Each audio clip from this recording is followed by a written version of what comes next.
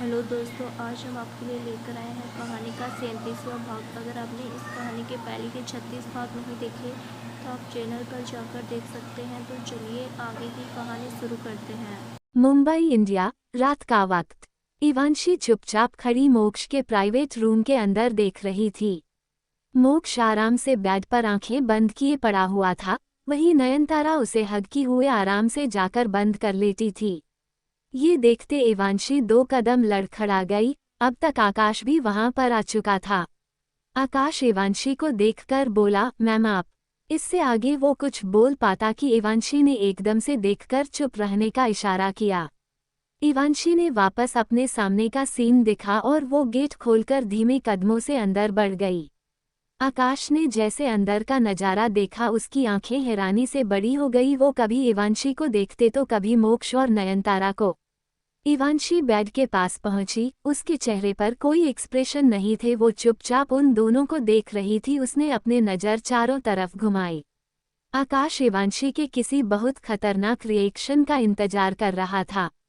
वही अचानक इवांशी ने तुरंत नाइट स्टैंड पर रखा हुआ पानी का जग उठाया और वो सारे जग का पानी नयनतारा के ऊपर उड़ेल दिया। अगले ही पल नयनतारा चिल्लाते हुए उठी। उसकी ड्रेस और पूरा चेहरा पानी से भीग चुका था। मोक्ष अभी भी आंखें बंद किए हुए पड़ा हुआ था। नयनतारा एकदम से इवांशी को देखकर बोली, इवांशी तुम, आई am sorry, I don't know ये सब कैसे हो गया। बोलते हुए वो कभी मोक्ष को देखते तो कभी इवांशी को। इवांशी धीरे से बोली, तुम्हें नहीं पता कैसे हुआ। बोलते हुए उसने कसकर अपने हाथों की मुट्ठी बना ली थी। नयनतारा खड़ी होकर बोली, मुझे सच में नहीं पता। बोलते हुए वो अपने कपड़े सही कर रही थी। इवांशी धीरे से बोली, तुम मेरे पति के साथ ये सब कैसे कर सकती हो।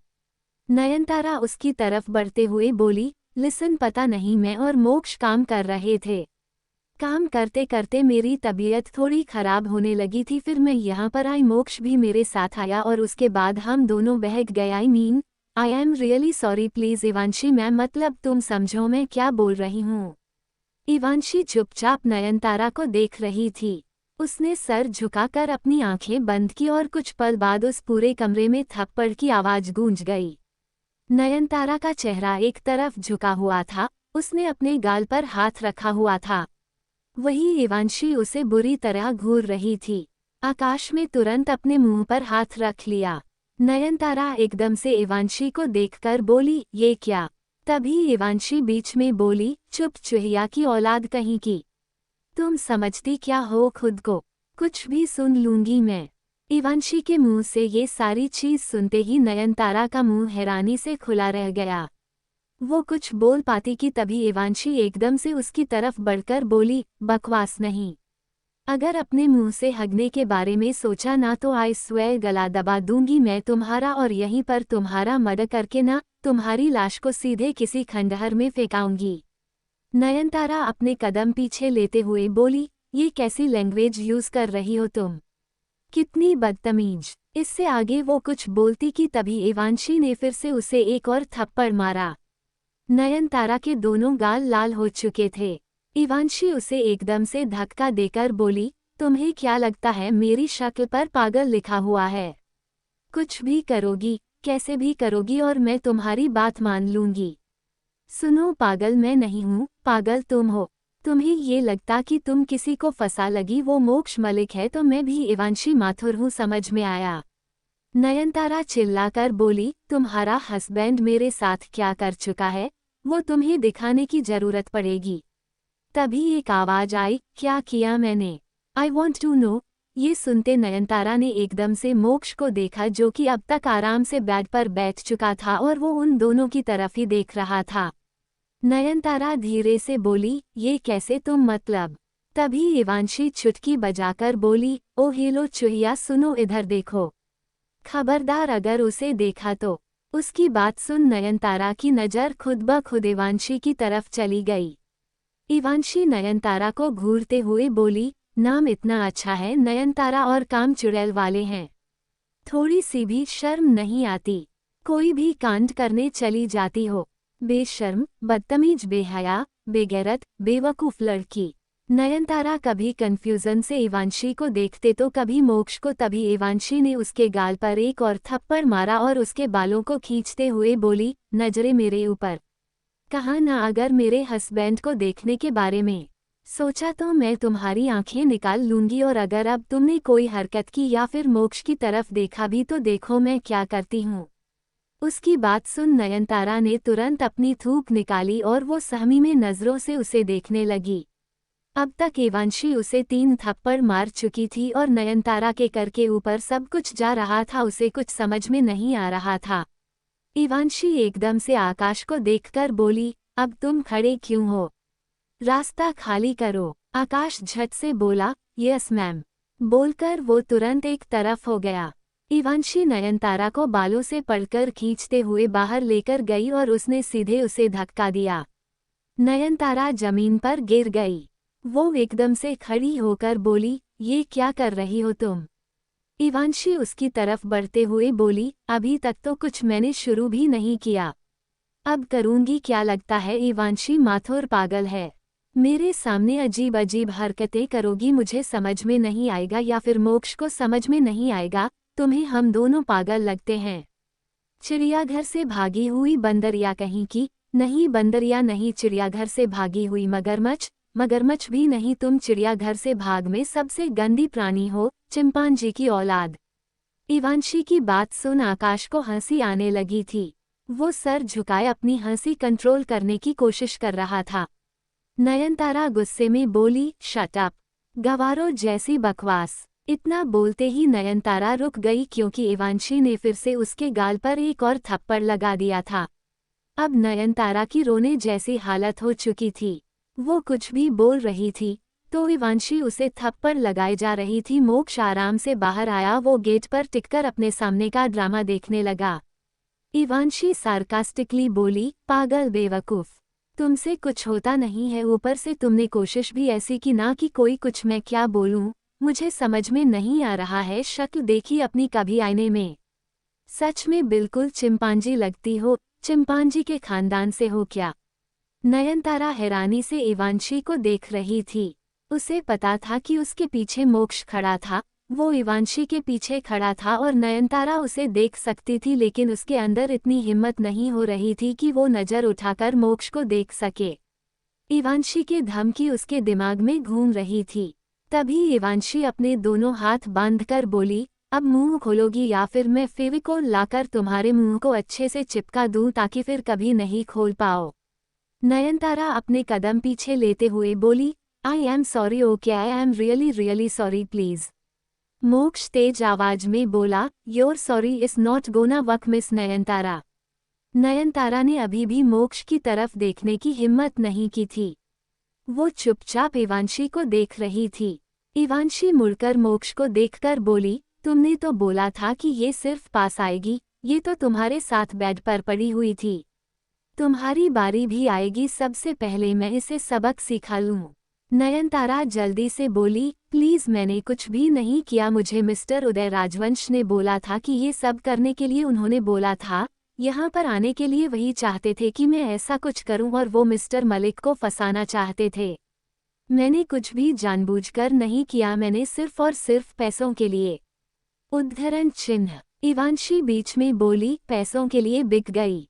बड़ी सस्ती निकली तुम तो। कहाँ लेकर जाओगी इतना सस्तापन?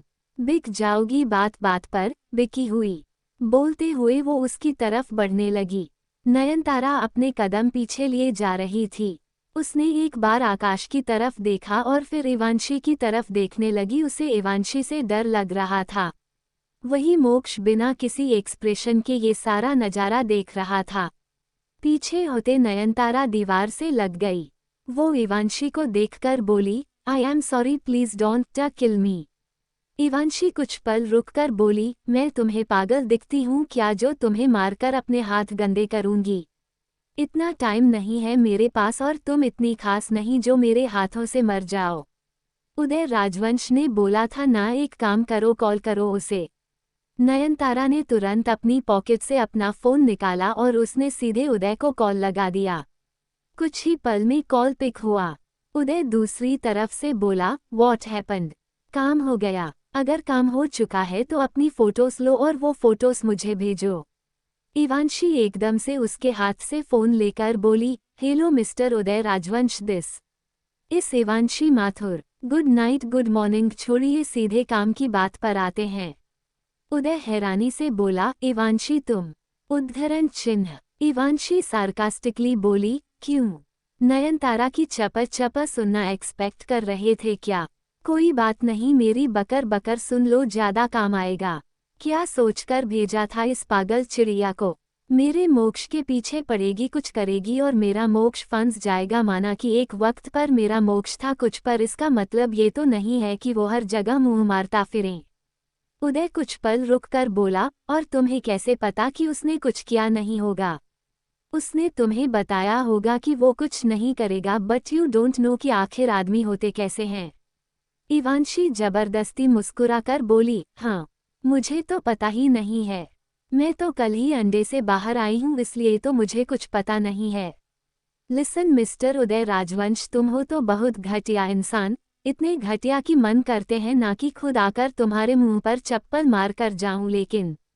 उद्धरण चिन्ह। इतना बोलकर वो रुकी और उसने मुड़कर मोक्ष को देखा जो कि अपने दोनों हाथ बंधे खड़ा था और उसे देख रहा था।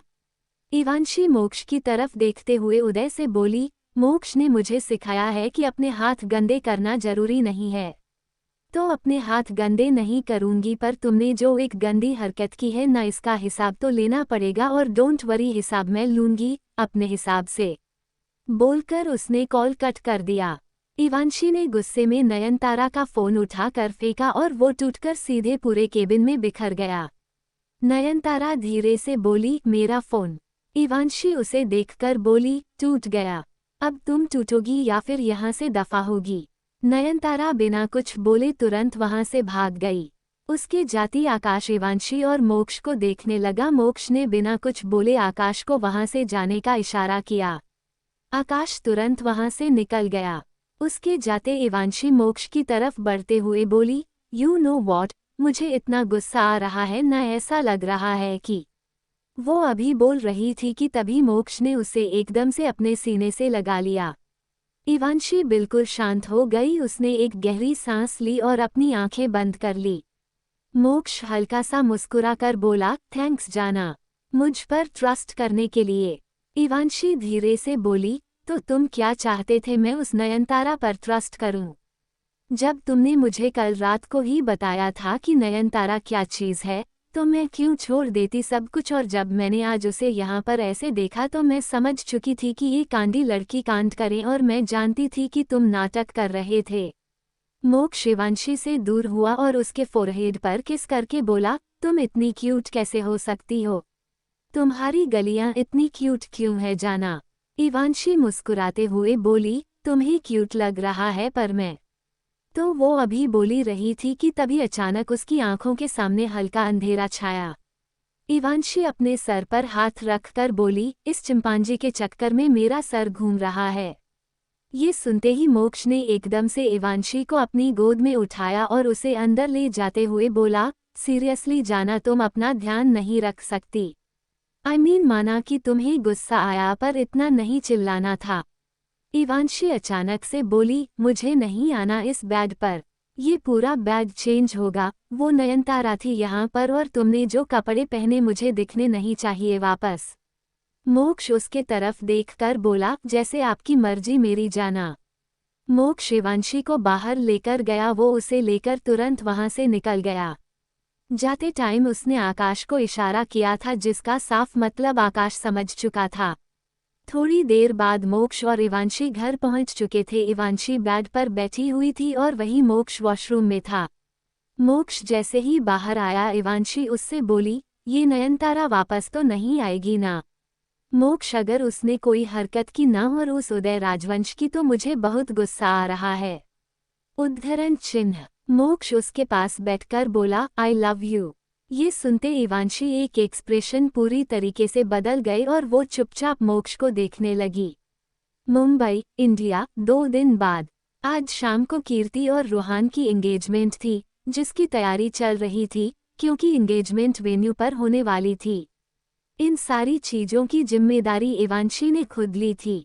वो जबरदस्ती मोक्ष को मानते हुए मोक्ष नहीं मान रहा था, लेकिन आखिर में वो मान गया, और वो भी इस कंडीशन पर कि जिया उसके आगे पीछे उसके सारे काम करेगी, जिसके लिए जिया मान भी गई थी। इस वक्त एवांशी चेयर पर बैठी हुई ऑरेंज जूस पी रही थी और वो सामने देख रही थी। वो वेन्यू हॉल के बीचों बीच बैठी हुई चारों तरफ अपनी नजरें घूम रही थी और सब कुछ चेक कर रही थी। एवांशी खुद से बोला, एवरीथिंग इज परफेक्ट, बोलकर उसने अपनी एक सेल्फी ली और फिर अपनी वो फोटो मोक्ष को भेज दी। वहीं मोक्ष, जो मीटिंग खत्म करके अपने केबिन पहुंचा था, कि तभी उसका फोन बजा। उसने एक बार अपने फोन पर एवांशी की फोटो देखी और हल्का सा मुस्कुरा दिया। तभी आकाश उससे बोला, व्हाट हैपेंड सर? मोक्ष उसे देखकर बोला, फोन है मेरा।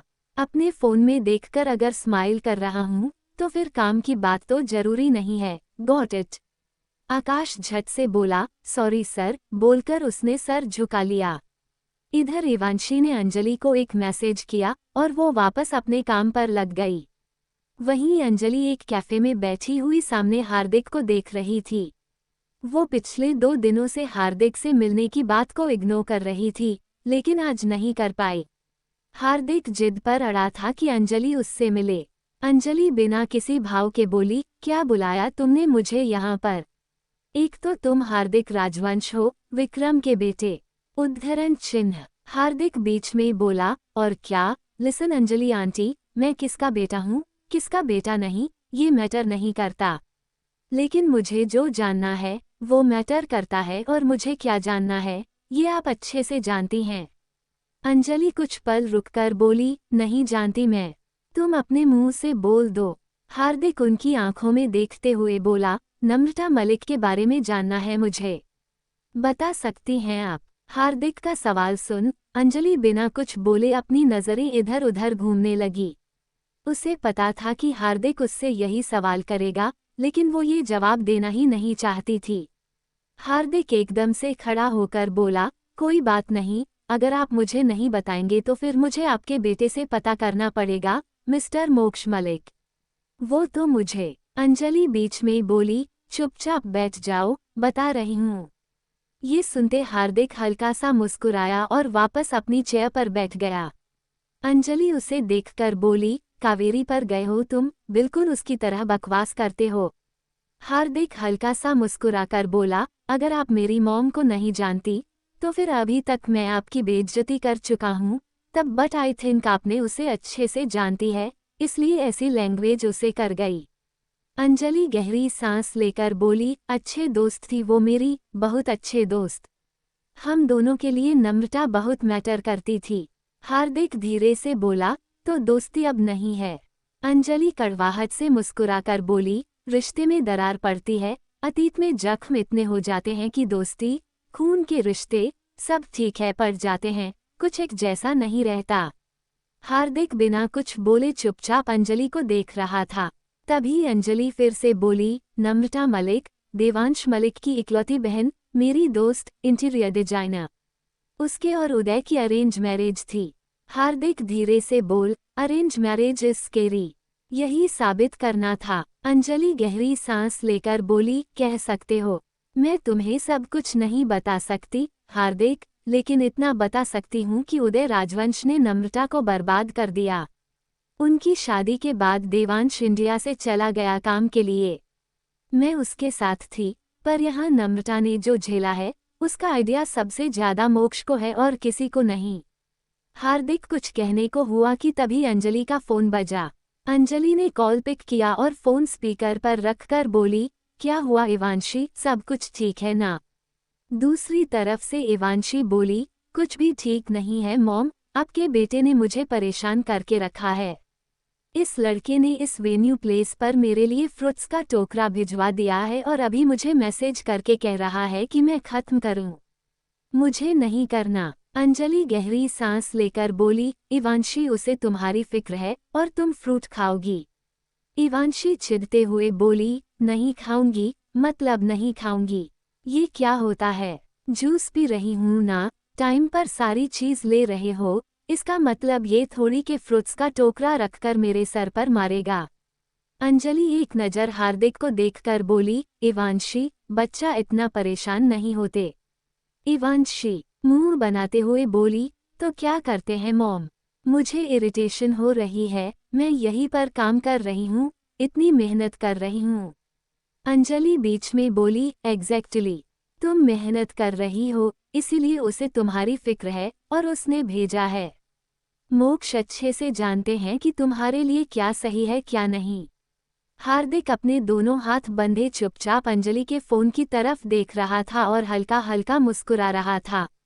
इवांशी धीरे से बोली, पर मोक्ष सब कुछ जानता है तो मैं भी तो जानती हूँ ना। मुझे मेरी कैपेसिटी भी पता है, मेरा पेट फुल है और फ्रूट खा खा के नाम मेरा दिमाग खराब हो गया है। मेरा मन कर रहा है ना, फ्रूट उठाकर सीधे मोक्ष के सर पर फेंकूं और उसकी याददाश्त चली जाए। ये सुनते ही हार्दिक हल्का सा हंस दिया। तभी अंजलि एक नज़र उसे घूर कर बोली, इवांशी ऐसे नहीं बोलते। अपने फ्रूट्स खत्म करो, मैं आ रही हूँ। Okay, bye. बोलकर उसने कॉल कट कर दिया। हार्दिक कुछ कह पाता इससे पहले ही अंजलि उससे बोली, संभाल कर, वो बहुत प्यार करता है उससे। तुम्हारी नज़र किसी दिन देख लेना, उसने तो गड़बड़ हो जाएगी। हार्दिक मुस्कुराते हुए बोला, छुपाना मुझे आता नहीं है, तो मैं छुपाऊंगा भी नहीं। तो सुनिए, एक तरफा प्यार के मजे ले रहा हूँ, मैं एंजॉय कर रहा हूँ, करने दीजिए। अंजलि ने कुछ पल उसे देखा और फिर खड़ी हो गई। हार्दिक बिना कुछ बोले उसकी तरफ देख रहा था। तभी अंजलि उसे देखकर बोली, अगली बार मुझे ऐसे कॉल मत करना, मैसेज मत करना और मत बुलाना। मैं नहीं चाहती कि मोक्ष मुझसे दूर हो। बोलकर वो तुरंत वहां से निकल गई। हार्दिक धीरे से बोला, नम्रता मलिक के बारे में कुछ ऐसा भी है क्या, जिसके बारे में किसी को नहीं पता? और एग्जैक्ट बात क्या है, ये कहाँ से पता चलेगा? बोलते हुए वो कुछ सोचने लगा। ऐसे ही पूरा दिन निकल गया। शाम को सभी लोग वेन्यू पर आना शुरू हो चुके थे। इंगेजमेंट का थीम रेड था, जो कि कीर्ति चाहती थी। उसे रेड कलर बहुत पसंद था और इसलिए इवांशी ने उसके अकॉर्डिंग सभी चीजें की थीं। इस वक्त इवांशी कीर्ति के साथ बैठी हुई थी और कीर्ति को देख रही थी, जो कि अपने फोन पर लगी पड़ी थी। इवांशी आई रोल करते हुए बोली, तुम्हारी एंगेजमेंट और तुम्हारा सारा ध्यान तुम्हारे फोन में घुसा हुआ है। कीर्ति उसे देखकर बोली, पर काम जरूरी है मिस माथुर, और मैं कुछ बहुत इम्पोर्टेंट कर रही हूँ। थोड़ी देर और। इवांशी धीरे से बोली, पर। कीर्ति बीच में बोली, प्लीज बस 2 मिनट। इवांशी ने कुछ न बोलते हुए सर हिला दिया। कीर्ति अपना फोन लेकर तुरंत बालकनी में चली गई और फिर बात करने लगी। इधर इवांशी ने एक बार खुद को ड्रेसिंग टेबल के सामने लगे मिरर में देखा। उसने रेड कलर का इंडो वेस्टर्न ड्रेस पहना हुआ था, जिसमें वो बहुत प्यारी लग रही थी। इवांशी अभी खुद को देख रही थी कि तभी मोक्ष अंदर आया। वो कुछ कह पाए इससे पहले कि मोक्ष ने उसका हाथ पकड़ा और वो तुरंत उसे वॉशरूम में ले गया और दरवाजा बंद कर दिया। इवांशी हैरानी से बोली, ये क्या कर रहे हो तुम? मोक्ष उसे देखकर बोला, तुम्हारी क्रेविंग हो रही है, जाना। बोलकर उसने इवांशी को अपने पास खींचा और अगले ही पल उसके होठों को कैप्चर कर लिया।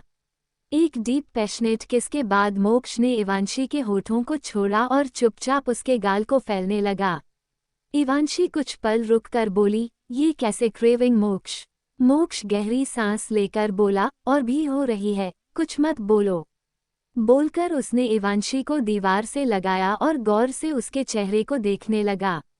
इवांशी एकदम से मुस्कुराकर बोली, तुम पागल हो क्या? वैसे क्या हाल चाल है उस नयनतारा के? यहाँ से गई या नहीं? या फिर तुम बोलो तो मैं डंडे लेकर के उसके सर पर मार मार के उसे भगाऊं।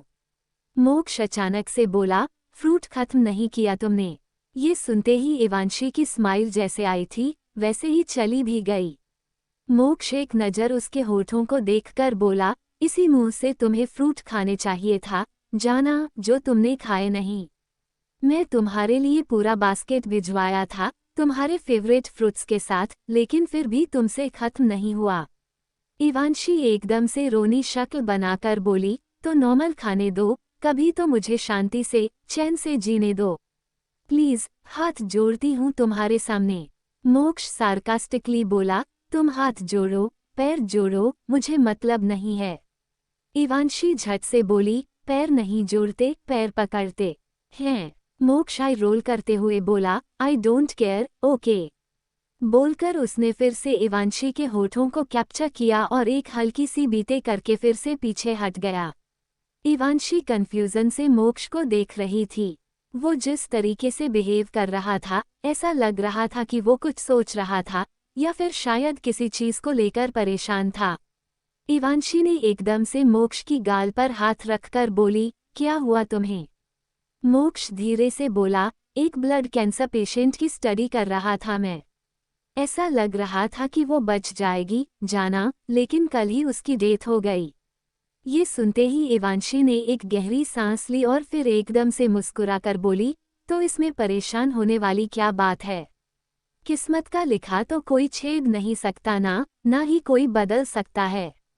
उद्धरण चिन्ह। मोक्ष बीच में बोला, पर मुझे बदलना है, जाना। मुझे नहीं पता किस्मत में क्या है, लेकिन मुझे नहीं रहना तुम्हारे बिना। मुझे तुम चाहिए हमेशा, जब मैं सोकर उठूं तब भी, जब मैं फ्रस्ट्रेट हो जाऊं तब भी, और जब मेरा मन करे कि किसी का दिमाग खराब करना है तब भी। इवांशी हल्का सा मुस्कुराकर बोली, जब तुम ऐसे जानबूझकर बच्चों जैसा बिहेव करते हो ना, मुझे तुम पर बहुत प्यार आता है। मोक्ष उसकी आंखों में देखकर बोला, सिर्फ तुम्हारे लिए तो ये, जाना। मेरा ये बिहेवियर भी तुम्हारे लिए और ये मोक्ष तुम्हारे लिए ही है। यू नो वॉट मीन, तो मुझे समझ रही हो कि मैं क्या बोलना चाहता हूँ। इवांशी मुस्कुराते हुए बोली, और मैं चाहती हूँ कि ये मोक्ष हमेशा यही रहे और ये हमेशा रहेगा। ठीक है, अब हम बाहर चले नहीं तो। वो भी बोल रही थी कि तभी कीर्ति ने एकदम से दरवाजा खटखटाया। कीर्ति तेज आवाज में बोली, इवांशी तुम अंदर हो क्या? बड़बड़ा रही हो? ये सुनते ही इवांशी की आंखें एकदम से बड़ी हो गईं और वो मोक्ष को देखने लगी। अचानक मोक्ष के चेहरे पर एक तिरछी मुस्कान आ गई। इवांशी कुछ रिएक्ट कर पाती उससे पहले मोक्ष ने उसे एकदम से अपने पास खींचा और वापस उसके होठों को अपने ग्राफ्ट में ले लिया। तभी कीर्ति दरवाजा खोलकर अंदर आई और सामने का नजारा देखते ही तुरंत मुड़ गई। मोक्ष बिना कीर्ति पर ध्यान दिए इवांशी को किस करता जा रहा था, वहीं इवांशी उससे छूटने की कोशिश कर रही थी। कीर्ति चिल्लाकर बोली, आप दोनों प्लीज रुकोगे?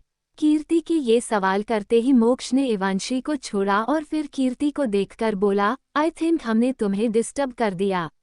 बोलकर वो इवांशी का हाथ पकड़कर उसे तुरंत वहां से ले गया। कीर्ति धीरे से बोली, क्या था ये? बोलते हुए उसने अपने सर पर हाथ रख लिया और एक गहरी सांस ली। मोक्ष इवांशी को बाहर लेकर गया और उसे देखकर बोला, जाना रुको। बोलकर उसने अपने पॉकेट से रुमाल निकाला और इवांशी के होठों को साफ करके बोला, नाउ परफेक्ट। थोड़ी देर बाद कीर्ति और रोहान सोफे पर बैठे हुए थे। उन दोनों की रिंग सेरेमनी शुरू हो चुकी थी और वहां पर सभी लोग सेरेमनी अटेंड करने के लिए इकट्ठे हो चुके थे। जिया और शैली दोनों रिंग लेकर के स्टेज पर पहुंची। रोहान और कीर्ति ने रिंग एक्सचेंज किया और वो दोनों एक दूसरे को देखकर मुस्कुरा दिए। इवांशी उन दोनों की तरफ देख रही थी। तभी शिविन उसके पास आकर बोला, 2 मिनट तुमसे बात करनी है, आओगी? मोक्ष एकदम से इवांशी को कमर से पकड़कर बोला, नहीं आएगी कोई तकलीफ। शिविन उसे देखकर बोला, 2 मिनट बोला मैंने, टाइम गिन लेना। मोक्ष इवांशी को पीछे करते हुए बोला, मेरे सामने बात करो, ऐसी कौन सी बात करनी है जो तुम्हें पर्सनल जाकर करनी है? शिविन ने कुछ मोक्ष को देखा और फिर इवांशी को देखकर बोला, तुम आओगी या नहीं? इवांशी धीरे से बोली, शिवम, क्या बात है यार, यही बोल दो ना। बोलते हुए उसने तिरछी नजरों से मोक्ष को देखा और लाचारी से शिविन को देखने लगी, क्योंकि उसे पता था कि मोक्ष उसे कहीं नहीं जाने देने वाला और शिविन के साथ अकेले तो बिल्कुल नहीं। शिविन गहरी सांस लेकर बोला, चेक इवेंट के लिए नए इन्वेस्टर मिले हैं, बस उसी को लेकर के बात करनी थी और कुछ नहीं यार। इतनी नॉर्मल बातें, तुम्हारा पति तुम्हें इसके लिए भी अकेला नहीं छोड़ता है। कोई बात नहीं, मैसेज कर दूंगा मैं, सारी डिटेल्स देख लेना। बोलकर वो गुस्से में वहां से चला गया। इवांशी एकदम से मोक्ष को देखकर बोली, जल कुकड़े कहीं के, दोस्त है मेरा वो। मोक्ष उसे देखकर बोला, और मैं तुम्हारा पति। और एक बात, तुम ज्यादा देर यहीं पर नहीं रुकोगी, सुन लिया। इवांशी हैरानी से बोली, ये क्या बात हुई? घर के फंक्शन है तो मुझे रुकने नहीं दोगे? ये गलत बात है, मुझे शादी एंजॉय करनी है यार। मोक्ष एकदम से उसके चेहरे पर झुककर बोला, तुम्हारा तबीयत से इम्पोर्टेंट ना तो शादी है ना कुछ भी। मुझे मजबूर मत करो, जाना कि मैं इन दोनों की शादी रुकवा दो जब तक तुम्हारी कीमोथेरेपी पूरी ना हो जाए। इवांशी झट से बोली, नहीं, ऐसा कुछ भी करने की जरूरत नहीं है। मैं तो मजाक कर रही थी। मैं चली जाऊंगी, जल्दी सो जाऊंगी। मोक्ष उसके गाल पर किस करके बोला, माय वेरी गुड जाना। इवांशी अपने गाल पर हाथ रखकर बोली, एलिगेटर। मोक्ष उसे अपने सीने से लगाते हुए बोला, इट्स ओके लाल बंदरिया, इट्स ओके। इवांशी धीरे से बोली, शट अप एलिगेटर। अगर तुमने मुझे फिर से लाल बंदरिया कहा ना, तो मैं तुम्हें रेड चिली पोटैटो खिलाऊंगी, वो भी इतने तीखे ना कि तुम्हारा पूरा चेहरा लाल हो जाएगा। वैसे भी तुमसे तीखा बर्दाश्त नहीं होता। उसकी ऐसी धमकी सुन मोक्ष बस हल्का सा हंस दिया। इंडिया, अगला दिन। इवांशी इस वक्त ड्रेसिंग टेबल के सामने खड़ी थी। उसने एक सिंपल सी टी शर्ट के साथ हॉट पैंट पहनी हुई थी क्योंकि आज उसे तीसरा इंजेक्शन लगने वाला था, जिसके बाद एक हफ्ते की उसकी छुट्टी थी। इवांशी खुद से बोली, एक तो मुझे समझ में नहीं आता कि इंजेक्शन लगवाने के नाम पर मुझे एंजाइटी क्यों होने लगती है। 2 बार तो हो चुका है, थोड़ा सा पेट में दर्द होता है, सब कुछ नॉर्मल हो जाते तो फिर इतनी प्रॉब्लम क्यों आ रही है। इवांशी माथुर संभल खुद को पागल लड़की बोलते हुए वो मिरर में खुद को देखे जा रही थी। तभी उसके पीछे से आवाज आई सी, क्योंकि तुम पागल हो जाना इसीलिए तुम्हें एंजाइटी भी होती है। ये सुनते इवांशी ने एकदम से मुड़कर मोक्ष को देखा और फिर उसके पास जाकर बोली, मुझे नहीं चाहिए एंजाइटी, ये तो हर बार होगा ना, 2-3 महीने और होंगे ये चीज़, मैं ऐसे क्यों रिएक्ट करती हूँ। बोलकर उसने मोक्ष को हग कर लिया। मोक्ष उसके सर पर किस करके बोला, इन चीज़ों की आदत नहीं होती है किसी को भी, जाना तो तुम्हें भी नहीं। ऑफ कोर्स इन चीज़ों के बारे में हम बाद में बात करेंगे, अभी चले, लेट हो जाएगा वरना डॉक्टर रावल तुम्हें और मुझे हम दोनों को कुछ ना कुछ सुनाएगी। इवांशी उससे अलग होकर बोली, हाँ तो चलो, मैं तो ऑलरेडी वेट कर रही हूँ तुम्हारा। उसकी बात सुन मोक्ष मुस्कुरा दिया और फिर वो उसका हाथ पकड़कर उसे लेकर तुरंत बेडरूम से निकल गया। थोड़ी देर बाद वो दोनों हॉस्पिटल में थे। इवांशी हॉस्पिटल बेड पर लेटी हुई थी और उसका इंजेक्शन, उसकी कीमोथेरेपी का इंजेक्शन रेडी हो चुका था। दिशा इस वक्त इवांशी का बॉडी चेकअप भी कर रही थी। मोक्ष वही स्टूल पर बैठा हुआ, कभी इवांशी को देखते तो कभी दिशा को। तभी दिशा मोक्ष को देखकर बोली, मिस्टर मलिक, वैसे तो मैंने चेकअप किया है। आज की थेरेपी इंजेक्शन के बाद 1 हफ्ते तक कोई इंजेक्शन नहीं लगेगा और फिर अगले महीने के सेशन के टाइम पर स्टार्टिंग में एक बार चेकअप होगा। आई जस्ट होप कि इम्प्रूवमेंट हो। इवांशी धीरे से बोली, अगर नहीं हुई। दिशा बीच में ही बोली, पॉजिटिविटी तुम्हारी सबसे पहले ड्यूटी है इवांशी, अगर तुम पॉजिटिव रहोगी तब सब कुछ ठीक रहेगा। दवाएं अपना काम करेगी लेकिन तुम्हारी मेंटालिटी और तुम्हारी विल पावर अपना काम करेंगे। दिशा की बात सुन इवांशी कुछ नहीं बोल पाई। दिशा ने इवांशी की टी शर्ट ऊपर की और उसने उसके पेट पर इंजेक्शन लगा दिया। दिशा ने एक नज़र मोक्ष को देखा और फिर उसे बाहर आने का इशारा करके वो बाहर चली गई। मोक्ष इवांशी को देखकर बोला, जाना, मैं थोड़ी देर में आता हूँ। इवांशी झट से बोली, कहाँ जा रहे हो तुम, प्लीज मत जाओ ना प्लीज। मोक्ष उसका हाथ पकड़कर बोला, दिशा बुला रही है, एक बार बात करके तुम ओके। बोलकर उसने इवांशी के हाथ पर किस किया और फिर बाहर चला गया। इवांशी ने उसके जाते ही अपनी आंखें बंद कर ली क्योंकि उसके पेट में हल्का हल्का दर्द स्टार्ट हो चुका था। मोक्ष जैसे ही बाहर आया, दिशा उसे देखकर बोली, मिस्टर मलिक, आई थिंक हमें 1 हफ्ते बाद गुड न्यूज़ मिलेगी। मोक्ष धीरे से बोला, are you sure? I mean. Disha बीच में बोली, यस मास्टर मलिक, मैंने कई कैंसर पेशेंट को देखा है, इवांशी की कंडीशन देखकर समझ में आ रहा है मुझे, अभी तक वो जैसे डील कर रही है इट्स वेरी गुड। उसकी बॉडी में वीकनेस को ज़्यादा नहीं है, वो वैसी है जैसी वो रहती है। सेकंड मंथ स्टार्ट होने से पहले टेस्ट में कई चीज़ें पॉजिटिव निकले जो मैं देखना चाहती हूँ। मोक्ष गहरी सांस लेकर बोला, ओके मैं समझ गया डॉक्टर। दिशा हल्का सा मुस्कुराकर बोली, खैर अभी आप जाए इवांशी के पास। उसे ज़्यादा देर अकेला नहीं छोड़ सकते, ऐसी सिचुएशन में अकेले डर लगता है। मोक्ष ने उसकी बात का कोई जवाब नहीं दिया। वो बिना कुछ बोलो चुपचाप अंदर चला गया। कहीं ना कहीं दिशा की बातें सुनकर उसके दिल में भी एक खुशी थी। वो खुश था कि इवांशी की कंडीशन बुरी नहीं है। मोक्ष बिना कुछ बोले इवांशी के पास आकर बैठ गया और उसके चेहरे को गौर से देखने लगा। इवांशी ने धीरे से अपनी आंखें खोली और मोक्ष को देखकर बोली, क्या बोल रही थी डॉक्टर रावल? कुछ मतलब कुछ ज्यादा प्रॉब्लम तो नहीं है ना? मोक्ष धीरे से बोला, तुम्हारे सिचुएशन बहुत अच्छी है जाना। डॉक्टर दिशा बोल रही है कि जब तुम्हारा दूसरा टेस्ट होगा तो कई चीजें पॉजिटिव आएंगे जो वो देखना चाहती है। इट मीन्स तुम रिकवर होगी। इवांशी मुस्कुराते हुए बोली, रियली? बोलते हुए जैसे ही उसने उठने की कोशिश की तभी मोक्ष उसे वापस लिटाकर बोला, क्या कर रही हो, पागल हो क्या? इवांशी धीरे से बोली, ओ सॉरी भूल गई थी। बोलकर उसने अपने पेट पर हाथ रखा। ऐसे उठने के चक्कर में उसका दर्द थोड़ा सा और बढ़ गया था। वहीं दूसरी तरफ राजवंश मेंशन का माहौल आज भी बिगड़ा हुआ था क्योंकि सुबह सुबह ही उदय और हार्दिक के बीच में एक बड़ी सी बहस हुई थी, जिसके बाद सब कुछ शांत था। इस वक्त हार्दिक अपने बेडरूम में बेड पर बैठा हुआ कुछ सोच रहा था कि तभी कावेरी वहां पर आकर बोली, क्यों लड़ रहे हो तुम, बार बार क्या मिल रहा है? हार्दिक एकदम से उसे देखकर बोला, मॉम प्लीज अगर आप यहाँ पर मिस्टर उदय राजवंश के बारे में बात करने आई तो मुझे नहीं करनी है, और एक बात, कोई भी अगर मेरी जिंदगी पर अपनी मर्जी चलने की कोशिश करेगा तो मैं नहीं सुनूंगा। कावेरी उसके पास बैठकर बोली, हार्दिक क्यों लड़ रहे हो? तुम्हें नहीं पता है कि मिस्टर उदय राजवंश कैसे इंसान है? भैया बहुत खतरनाक है, वो कैसे ना कैसे करके अपनी चीज मनवा लेंगे, चाहे तो कुछ भी हो जाए। हार्दिक उसकी आंखों में देखकर बोला, और मैं नहीं मानूंगा। बेशक से मैं आप दोनों का बेटा हूँ, आपका और डैड का, लेकिन मेरी परवरिश मिस्टर उदय राजवंश ने बड़े शौक से की है ना, तो उन्हें पता होना चाहिए कि उनकी परवरिश उनके ऊपर भारी पड़ेगी। मैं नहीं झुकने वाला। कावेरी धीरे से बोली, हार्दिक प्लीज।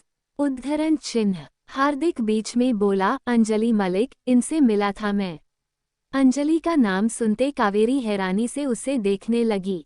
वो कुछ पल रुककर बोली, अंजलि से मिले तुम? कैसे हो वो और मोक्ष, वो कैसा है?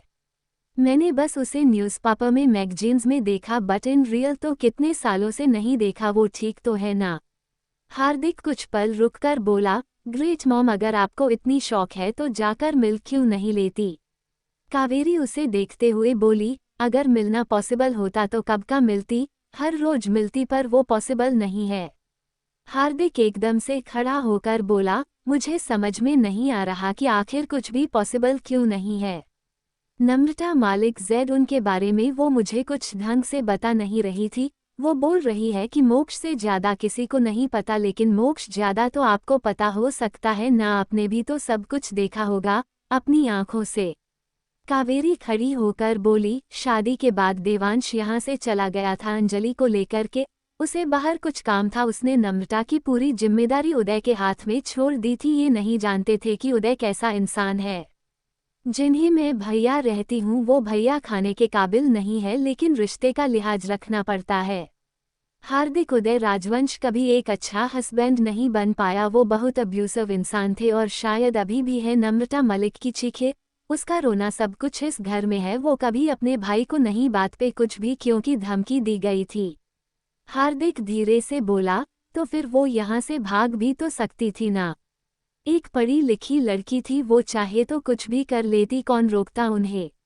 कावेरी हल्का सा मुस्कुराकर बोली, वही तो नहीं कर पाई वो। जब भागने की सोची, जब उसे लगा कि अब हद हो चुकी है, उसे यहाँ से निकल जाना चाहिए, तब मिस्टर उदय राजवंश ने उसे प्रेग्नेंट कर दिया। बच्चे के बारे में सोचकर नम्रता एक बार फिर रुक गई, लेकिन वो ये भूल गई कि जो इंसान उसकी शादी से लेकर के 1 साल नहीं सुधरा, वो अचानक उसकी प्रेगनेंसी के बाद क्या ही सुधर जाता। बेवकूफ़ थी वो। गलती कर बैठी और फिर सब कुछ खो बैठी। हार्दिक फिर से कुछ पूछने वाला था कि तभी कावेरी उससे बोली, बस अब और नहीं, और एक बात, अब उनसे लड़ने के बारे में मत सोचना। वो तुम्हें बेशक से कुछ ना करे, लेकिन तुम्हारे डैड, अपने डैड के बारे में बेशक सोच लेना। एक बार तो सोच लेना हार्दिक, बोलकर कावेरी वहां से चली गई। हार्दिक खुद से बोला, ये मिस्टर उदय राजवंश इतने फक्ड अप है क्यों? बोलकर उसने अपनी बाइक की चाबी उठाई और तुरंत वहां से निकल गया। इधर इवांशी और मोक्ष हॉस्पिटल से निकल चुके थे। निकलते ही इवांशी मोक्ष को देखकर बोली, अब तुम मुझे वैसे तो कुछ बाहर का खाने नहीं दोगे, लेकिन फ्रूट चाट पास में स्टॉल है प्लीज। मोक्ष उसे देखकर बोला, जाना, फ्रूट चाट तुम्हें घर पर मिल जाएगा, लेकिन बाहर का तुम्हें ये भी नहीं खाना। ये सुनते इवांशी एक एक्सप्रेशन पूरी तरीके से बदल गए। उसने कुछ पल मोक्ष को देखा और फिर गुस्से में दंदनाते हुए गाड़ी की तरफ बढ़ गई। मोक्ष ने उसकी इस हरकत पर सर हिला दिया और वो खुद भी इवांशी के पीछे चल दिया। थोड़ी देर बाद वो दोनों गाड़ी में थे। इवांशी मोक्ष की तरफ देख भी नहीं रही थी, वो बहुत ज्यादा गुस्से में थी। मोक्ष ने अचानक से गाड़ी रोकी और इवांशी को देखकर बोला, जाना, मुझे पता है कि तुम्हें गुब्बारे बहुत पसंद है। ये सुनते ही इवांशी ने एक बार उसे देखा और फिर उसकी नज़रें बाहर चली गई। एक गुब्बारे वाला गुब्बारे बेच रहा था। उसके पास हर तरीके के बलून्स थे। इवांशी एक्साइटमेंट से बोली, इतने सारे बलून्स, मुझे भी। बोलकर उसने जैसे ही एक बार मोक्ष को देखा, उसकी आंखें हैरानी से बड़ी हो गई, क्योंकि मोक्ष वहां पर था ही नहीं। इवांशी ने एक बार फिर से बाहर देखा, मोक्ष गुब्बारे वाले के पास जा चुका था। वो खुद से बोली, मुझे नाराज भी कर दो, फिर मुझे मानते भी हो। कितने प्यारे हो ना तुम, आई लव यू मेरे एलिगेटर। बोलते हुए उसके फेस पर एक बड़ी सी स्माइल आ चुकी थी। ठीक उसी वक्त हार्दिक की बाइक वही बगल में आकर रुकी। हार्दिक की नज़र एक बार गुब्बारे वाले की तरफ गई और फिर उसकी नज़र मोक्ष की तरफ गई, जो कि उसकी तरफ पीठ किए खड़ा था। उसे मोक्ष का चेहरा नहीं दिख रहा था। तभी हार्दिक खुद से बोला, balloons, I don't like it. बोलते हुए उसकी नज़रें इवांशी की तरफ चली गई। इवांशी जिस साइड बैठी हुई थी, पैसेंजर सीट की तरफ, और हार्दिक की बाइक, वो दोनों पास ही थे। हार्दिक मुस्कुराते हुए बोला, मुझे नहीं पता था कि गुस्से में निकलने के बाद मुझे ये देखने को मिलेगा। उद्धरण चिन्ह। वही मुस्कुराते हुए इवांशी के नज़ारे सीधे हार्दिक की तरफ गई। वो हैरानी से बोली, तुम? हार्दिक कुछ पल रुककर बोला, क्यों? मुझे नहीं होना चाहिए था। अब ये खाली रोड है, मैं कहीं भी जाऊं, कुछ भी करूं। अब तुम मुझसे बार बार टकरा रही हो तो मेरी गलती नहीं है। इवांशी आई रोल करते हुए बोली, बकवास मत करो और जल्दी से पीछे हट जाओ। अगर मेरे पति ने तुम्हें देखा ना तो वो तुम्हें मार मार के। हार्दिक बीच में बोला, बस करो। तुम तो मुझे ऐसे धमकी के दे रहे हो जैसे तुमने है देखा कि तुम्हारा हस्बैंड लोगों को मारता कैसे हैं। ये सुनते ही इवांशी की आंखों के सामने वो वक्त आ गया जब मोक्ष ने उसकी आंखों के सामने, बल्कि विक्रम की आंखों के सामने भी, उस आदमी को मार दिया था। इवांशी एकदम से होश में आकर बोली, हाँ, मैंने देखा ना, मुझे पता है, अब तुम पीछे हटो। हार्दिक ने कुछ पल उसे देखा और फिर उसने अपनी बाइक पीछे कर दी। तभी मोक्ष बैलून से लेकर अपनी गाड़ी के पास आया, ड्राइविंग सीट पर बैठकर बोला, फॉर यू जाना, और अब अपना मूड ठीक करो। इवांशी उसे देखकर बोली, अगर तुम ऐसी हरकतें करोगे तो मेरा मूड हमेशा ठीक रहेगा। बोलकर उसने वो सारे बैलून से अपने हाथ में लिया और बलून्स गाड़ी से बाहर निकालकर उसने एक बार हार्दिक को देखा, जो अभी भी उसे देख रहा था। इवांशी मुंह चलाते हुए बोली, क्या हुआ? हार्दिक हल्का सा मुस्कुराया और उसने नामे सर हिला दिया। तभी मोक्ष ने गाड़ी स्टार्ट कर दी और उसी के साथ हार्दिक ने भी अपनी गाड़ी स्टार्ट कर दी। अचानक इवांशी के हाथ से एक बैलून छूकर सीधे पीछे की ओर जाने लगा। तभी हार्दिक ने वो गुब्बारा पकड़ लिया। इवांशी ने एक नज़र उसे देखा और फिर मन में बोली, मेरा गुब्बारा ले गया, चोर कहीं का। बोलकर वो सामने देखने लगी। वही हार्दिक ने अपनी गाड़ी रोकी और वो उनको देखने लगा, जो कि हॉट शेप का था। हार्दिक हल्का सा मुस्कुराकर बोला, तुम्हारा दिल किसी और का है, कोई बात नहीं, तो मेरे लिए ये गुब्बारे वाला दिल ही सही। बोलकर वो अपनी बाइक साइड में करके गौर से उसे गुब्बारे को देखने लगा और कुछ सोचने लगा। हार्दिक का ध्यान उसे गुब्बारे की तरफ था कि तभी अचानक उसके नज़र सामने गई। वो हैरानी से बोला, बड़े पापा। बोलते हुए उसकी नज़र की तरफ थी जो कि अपनी गाड़ी में ड्राइविंग सीट पर बैठा हुआ था और सामने देखते हुए गाड़ी ड्राइव कर रहा था।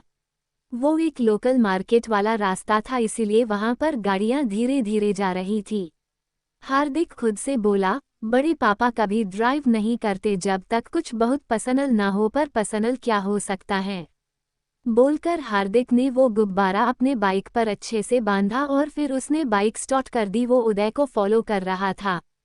फॉलो करते करते हार्दिक ने एक जगह पर आकर बाइक रोकी जहां पर उन्होंने अपनी गाड़ी रोकी थी। वो इस वक्त मुंबई के सिटी एरिया से बहुत दूर आ चुके थे। एक स्लम एरिया था, छोटा सा स्लम एरिया। हार्दिक खुद से बोला, व्हाट द हेल, ये यहाँ पर क्या करने आए हैं। हार्दिक अपनी गाड़ी से उतरा और वो उदय के पीछे जाने लगा जो कि उसी एरिया में जा रहा था। हार्दिक उदय को फॉलो कर ही रहा था कि तभी अचानक एक बच्चा उसे टकरा गया। हार्दिक उसे देखकर बोला, संभाल कर बच्चे। वो बच्चा मुस्कुराकर बोला, सॉरी भैया। बोलकर वो भाग गया। हार्दिक ने अब सामने देखा तो उदय वहां पर नहीं था। वो खुद से बोला, शिट, ये मिस हो गए। मुझे पता लगाना पड़ेगा कि यहाँ पर क्या कर रहे हैं। मैं जानता हूँ आपको बड़े पापा, ऐसी जगह पर आप देखना भी पसंद नहीं करोगे, तो फिर आना तो बहुत बड़ी बात है, कुछ तो गड़बड़ है। बोलकर वो वापस जाने के लिए मुड़ गया। तो दोस्तों आगे क्या होगा जानने के लिए इस कहानी का अगला भाग जरूर देखें, जो बहुत जल्द ही इस चैनल पर प्रसारित किया जाएगा। धन्यवाद।